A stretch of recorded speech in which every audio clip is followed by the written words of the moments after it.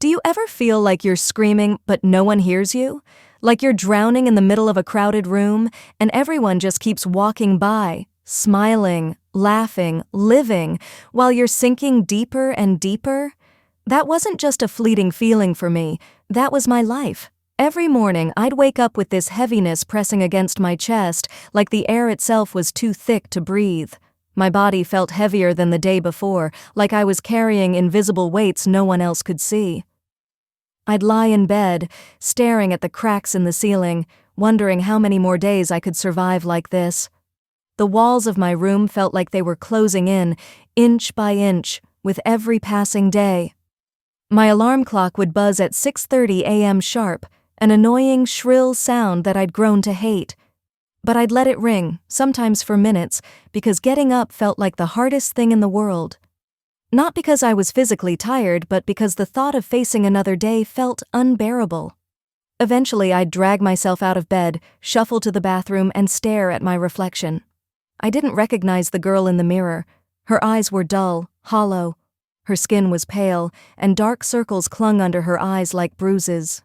She looked empty, like a ghost of someone who used to be alive. I'd splash cold water on my face, hoping it would wake me up, shake me out of this fog, but it never did. The fog was inside me, woven into my thoughts, my bones, my soul. At first, I tried to pretend it was just a phase. "It'll get better," I'd whisper to myself. "You're just stressed, it's nothing." But days turned into weeks, and weeks into months, and nothing changed. If anything, it got worse. I stopped caring about the little things, like brushing my hair or making my bed.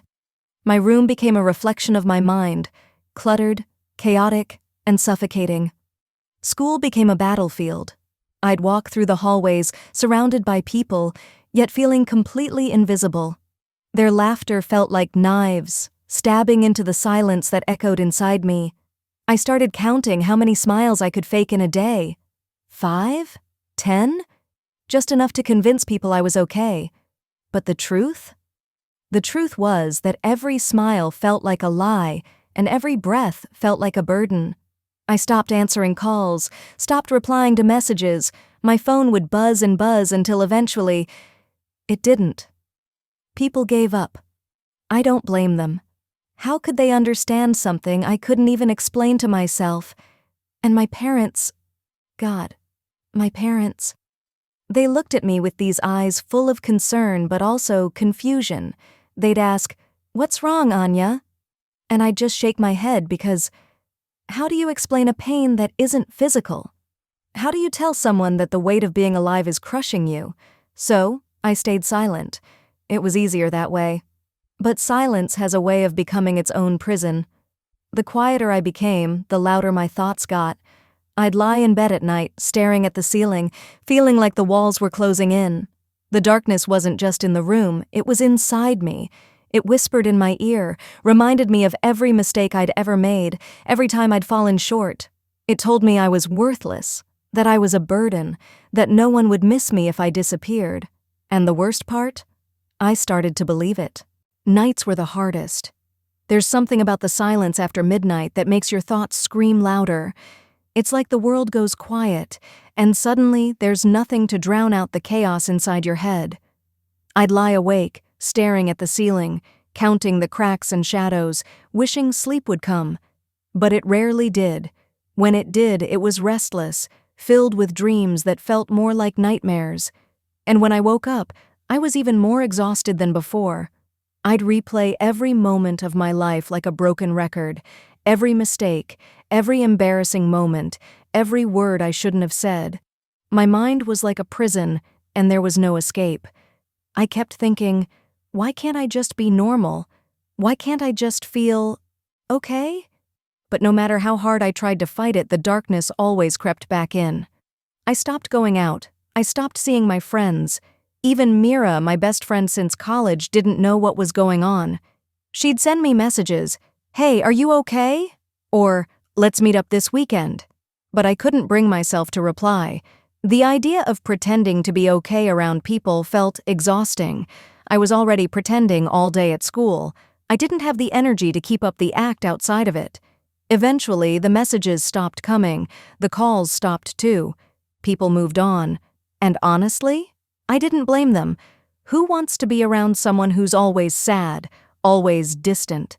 The loneliness became a part of me. It wrapped around me like a blanket, cold and suffocating. I started to believe that maybe this was just who I was now. Maybe some people are just meant to be sad, meant to be broken. And then there were my parents. They tried. God, they tried. But how do you help someone who doesn't even know how to help themselves? My mom would knock on my door at night, her voice soft. "Anya, dinner's ready. Come eat with us." But I'd pretend to be asleep, even though my stomach was empty and growling. It was easier to stay in my room, to stay in the dark. My dad wasn't much of a talker, but I could see it in his eyes, the worry, the helplessness. He'd leave little notes on my desk sometimes. "Proud of you, kiddo.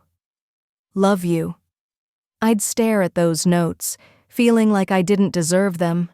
How could they be proud of me when I was falling apart? The worst part was the guilt. I felt guilty for feeling this way. I had a roof over my head, parents who loved me, friends who cared. But none of that mattered. The sadness wasn't logical. It wasn't something I could just snap out of. It was like a shadow that followed me everywhere I went. And then, one night, everything just broke. I don't remember what triggered it exactly. Sometimes there isn't a single moment that pushes you over the edge.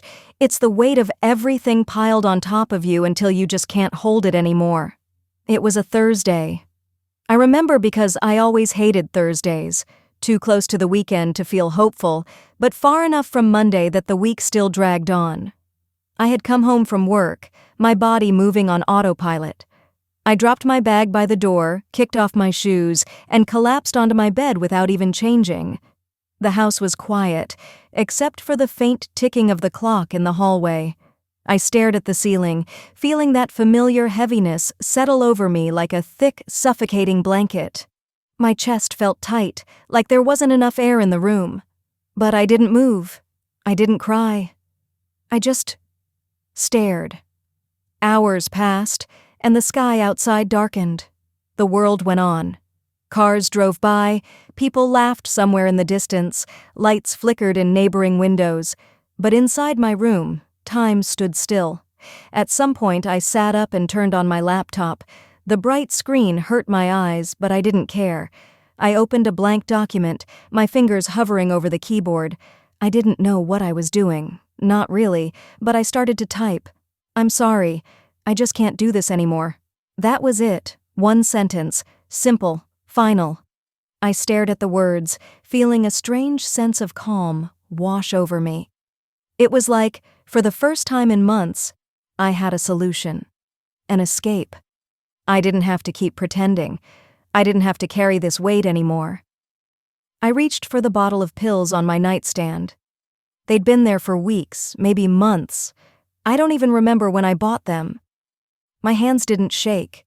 That scared me more than anything. I wasn't crying. I wasn't scared. I felt nothing. And that's when I knew I was really broken. Because even in this moment, this final moment, I felt empty. I unscrewed the cap, poured the pills into my hand, and just as I was about to take the first one, my phone buzzed. It startled me, a sharp, sudden noise in the silence. I almost ignored it. What difference did it make now? But something, maybe curiosity, maybe something deeper I didn't understand, made me glance at the screen. It was a message. From Mr. Sharma. Mr. Sharma. I hadn't thought about him in years. He was my high school art teacher, the one person who'd ever really believed in my talent. I hadn't spoken to him since graduation. But there it was, his name glowing on my screen. "Hey, Anya. I found one of your old paintings today. It reminded me of how much light you used to bring into the world. Hope you're doing okay." Light. That one word hit me like a punch to the chest. Light. I felt like I hadn't seen light in forever.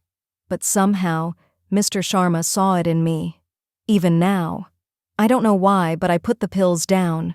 I sat there staring at that message, and for the first time in months, I felt something other than numbness. Not hope. Not yet. but something softer than despair. Maybe curiosity. What if? What if there was still a part of me worth saving? What if the darkness wasn't the end of my story? I didn't have answers, but I had questions, and that was enough to make me pause. The night stretched on, and I didn't touch the pills again. I didn't move much either. I just sat there, staring at Mr. Sharma's message as if it were some kind of lifeline tossed into the dark ocean I'd been drowning in. His words echoed in my mind, "Light you used to bring into the world." How could he see light in me when I felt like nothing but a shadow? The sun eventually crept in through the curtains, pale and hesitant, as if unsure it was welcome in this heavy room. I hadn't slept, but somehow, I didn't feel as exhausted as I usually did. The weight in my chest was still there, pressing down like always, but I was still here. I'd made it through the night. That was something, wasn't it? I picked up my phone and, with shaky fingers, typed a reply. "Thank you, Mr. Sharma." That's all I said. I didn't tell him how his words had stopped me from doing something irreversible. I didn't explain the storm I'd been living in. But somehow, just sending that message felt like the first crack in the wall I'd built around myself. The rest of the day passed in a blur. I didn't leave my room. I didn't shower. I barely ate. But I didn't go back to that bottle of pills either. And as small as it might seem to anyone else, for me, that was a victory. A few days later, something strange happened. I found myself standing in front of my old bookshelf, my fingers brushing against the dusty spines of forgotten sketchbooks I hadn't drawn in years. The thought of creating something, of putting a piece of myself out into the world, had felt impossible for so long. But that day, something inside me stirred. I pulled out a sketchbook, its pages yellowed and edges frayed from neglect. My heart pounded as I opened it, greeted by familiar, messy scribbles from a version of me that felt like a distant stranger. Faces, landscapes, bursts of color and emotion trapped in pencil and ink. I stared at them, wondering how I'd ever been that person, someone who saw beauty in the world and believed it was worth capturing. For reasons I still can't fully explain, I picked up a pencil. The first lines were hesitant, shaky. My hand trembled, not from fear, but from the sheer unfamiliarity of it all. It was like trying to speak a language I'd forgotten. But the more I drew, the more something inside me loosened. The tightness in my chest didn't disappear, but it shifted. The act of creating, of letting something flow from my mind to the paper, wasn't a cure. It didn't magically make everything better, but for the first time in a long time, it made me feel something, and that was enough to make me pick up the pencil again the next day, and the day after that. A few days later, something strange happened. I found myself standing in front of my old bookshelf, my fingers brushing against the dusty spines of forgotten sketchbooks I hadn't drawn in years.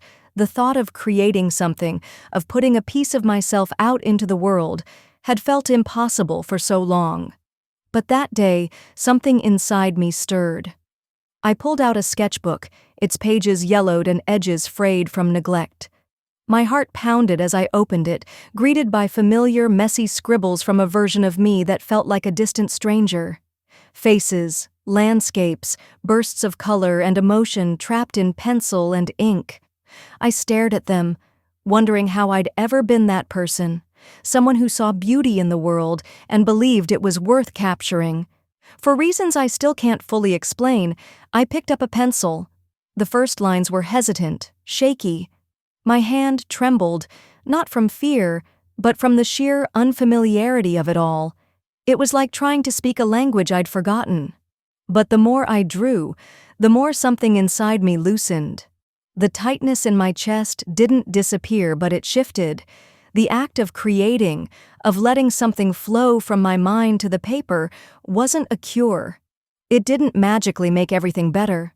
But for the first time in a long time, it made me feel something. And that was enough to make me pick up the pencil again the next day. And the day after that. A week passed before I found the courage to message Mira, my best friend from college. We hadn't spoken in months. I'd pulled away, convinced that no one wanted to deal with my darkness. I imagined her moving on with her life, forgetting about me. But that day, with my sketchbook open beside me, I typed out a simple message. "Hey, I miss you." I stared at the screen for what felt like hours before finally hitting send. My heart raced as I waited, the familiar anxiety bubbling to the surface. What if she didn't reply? What if she was angry at me for disappearing? Or worse, what if she didn't care? But within minutes, my phone buzzed. "Anya, I've missed you too. I'm here, always." I burst into tears, the kind of tears I hadn't allowed myself to cry in months. I didn't realize how much I needed to hear those words, how much I needed to know that someone still cared. Mira didn't ask questions. She didn't demand explanations. She just listened. And for the first time in a long time, I felt like maybe I wasn't as alone as I'd convinced myself I was. Healing wasn't a straight path. Some days felt lighter, filled with small moments of joy. A good cup of tea, a sunny afternoon, the satisfaction of completing a drawing. But other days, the shadows crept back in, whispering that I wasn't enough, that I'd never escape this feeling. But I held on to those small victories. I remembered Mr. Sharma's message. I remembered Mira's words. And slowly, I started to believe that maybe, just maybe, I was worth the effort it took to keep going. I started writing. Not just in my journal, but on a blog I'd created anonymously. I didn't expect anyone to read it. I just needed a space to pour out everything I'd been holding inside. But to my surprise, people did read it. And the comments, "Thank you for sharing this." I thought I was the only one who felt this way. "Your words saved me." Each message was like a thread, weaving a connection between me and strangers who felt just as lost, just as broken. I realized that my pain wasn't just mine, it was something that could help others feel less alone, and in helping them, I was helping myself. Months passed, and one day, I received an email from a local art gallery. They were hosting an exhibition and wanted to showcase emerging artists from the community. I almost deleted it without thinking. The idea of putting my art out into the world, of standing in front of people and exposing that vulnerable part of myself, was terrifying. But something inside me whispered, "Do it." So I did. The night of the exhibition, I stood in the gallery, my heart pounding as people wandered past my paintings. Each one was a piece of my story, a reflection of the darkness I'd lived through and the light I was slowly rediscovering. Near the end of the evening, a young girl approached me. She couldn't have been more than 12. She pointed to one of my paintings, a chaotic swirl of dark blues and bright yellows. "This one," she said softly, "it makes me feel like things will get better." Her words hit me harder than I expected. I looked at her, this tiny, brave soul, and saw a reflection of the girl I used to be, lost, scared, but still holding on to hope, even if it was just a thread. In that moment, I realized something important. My story wasn't over. It was messy, painful, and far from perfect, but it mattered. I mattered.